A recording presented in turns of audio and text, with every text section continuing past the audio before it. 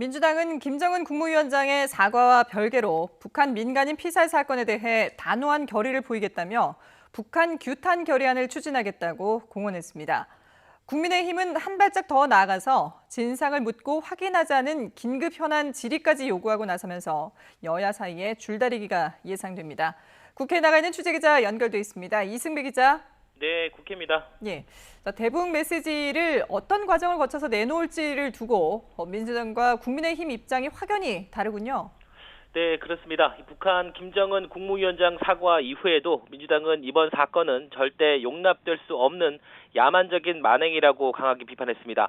그러면서 김태년 원내대표는 국회 차원의 대북 규탄 결의안을 서둘러 추진하겠다고 밝혔는데요. 국방위에서 이미 여야 만장일치로 결의안이 채택된 만큼 국회 차원에서 북한의 만행에 대한 엄중하고 단호한 결의를 세계에 알리겠다고 강조했습니다.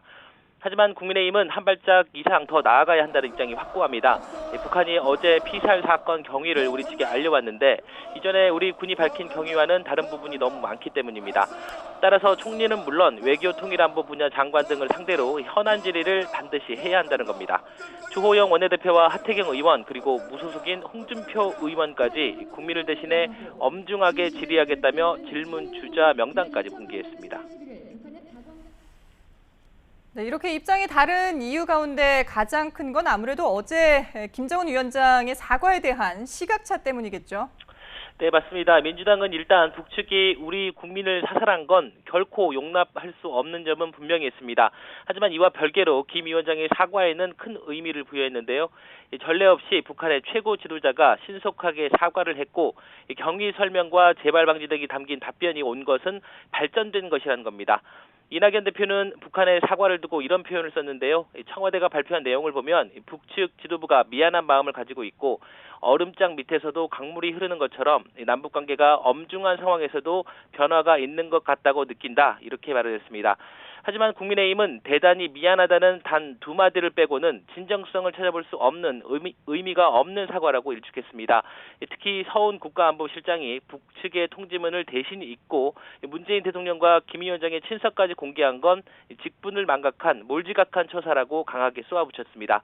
국민의힘은 이번 사건의 진상을 철저히 따지겠다며 국회 국방위 간사인 한기호 의원을 팀장으로 하는 당내 전담팀을 꾸리고 오늘 오전에 첫 회의를 열었는데요. 김종인 비대위원장은 적발하장식 책임 회피만 가득한 북한의 통지문을 보고 정부와 여당은 김정은 위원장 칭찬과 벼로에 여념이 없다고 비판을 하면서 국제형사재판소를 통해 이번 만행의 진상을 밝히는 등 모든 수단을 동원해 북한이 무거운 책임을 지게 할 것이라고 강조했습니다.